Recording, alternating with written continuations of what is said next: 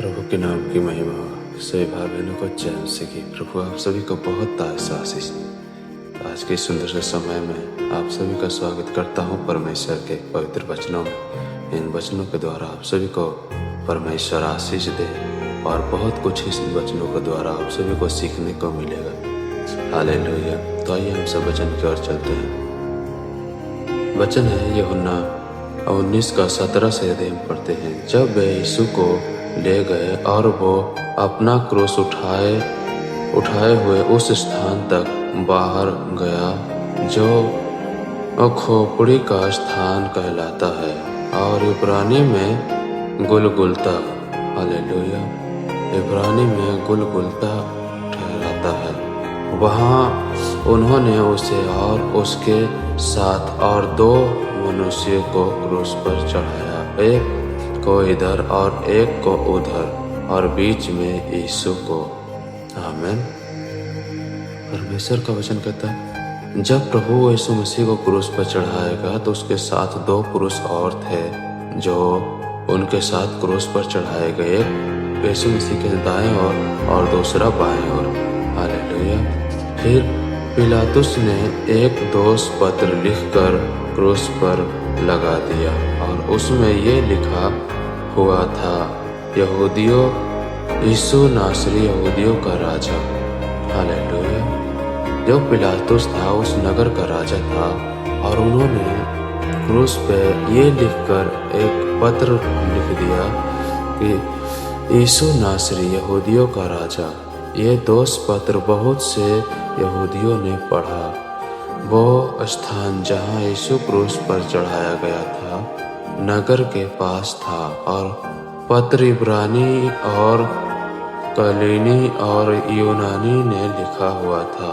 तब यहूदियों के प्रधान याजकों ने पिलातुस से कहा, यहूदियों का राजा मत लिख, परंतु ये लिख, उसने कहा, मैं यहूदियों का राजा हूँ।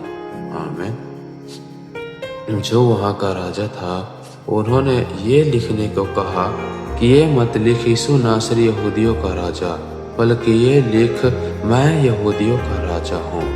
पिलातुस ने उत्तर दिया, मैंने जो लिख दिया वो लिख दिया।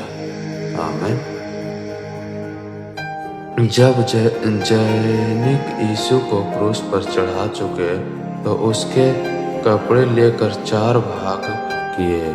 वो सैनिक के लिए एक भाग और कुर्ता भी लिया, परंतु कुर्ता बिन की सियन ऊपर से नीचे तक बुना हुआ था। हालेलुया। जो प्रभु यीशु मसीह का कुर्ता था वो बिना सियन के था, वो ऊन का बनाया हुआ था। इसलिए उन्होंने आपस में कहा, हम इसको ना फाड़े, परंतु हालेलुया। उन्होंने कहा, इनको ना फाड़े, परंतु इस पर चिट्ठी डालें कि वो किसका होगा। आमीन। प्रभु यीशु मसीह के जो कपड़े थे, जो कुर्ते थे, वो बिल्कुल ऊन का बना हुआ था। इसीलिए उनके जो सैनिक थे उसे फाड़ना नहीं चाहा, परंतु कहा कि इन पर एक चिट्ठी डालें, जिनके नाम का होगा ये कपड़ा भी उन्हीं का होगा। हालेलुया। कि ये किसका होगा, ये इसलिए हुआ कि पवित्र शास्त्र में जो कहा गया वो पूरा हो। आमीन। परमेश्वर को क्रूस पर इसलिए चढ़ाया गया, उसके कपड़े तक इसलिए उतार लिए गए। हालेलुया।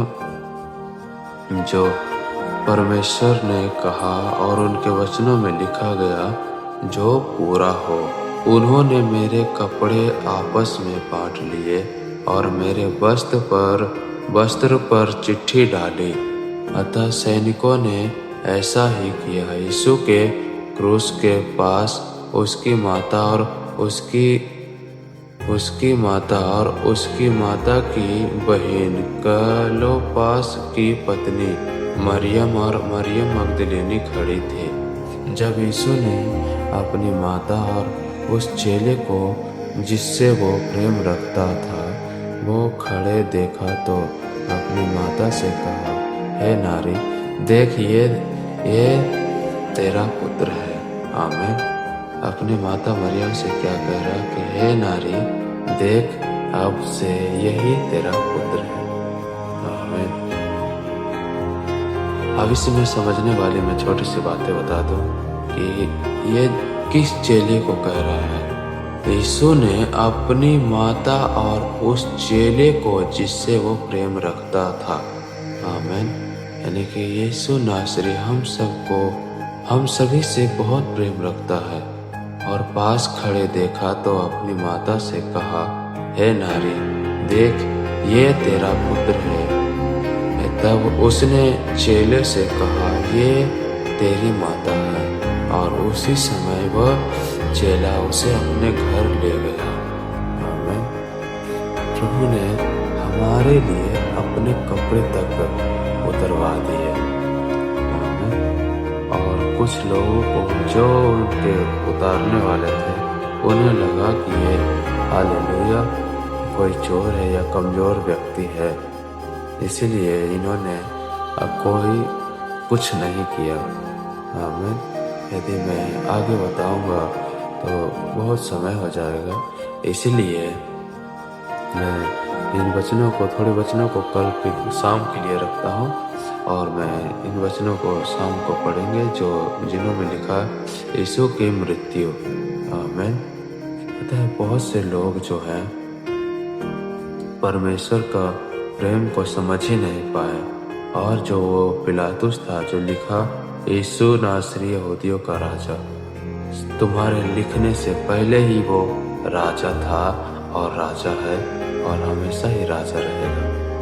हालेलुया। सभी भाई बहनों को जय मसीह की मैं आशा करता हूँ ये वचन आप सभी को समझ में आया होगा।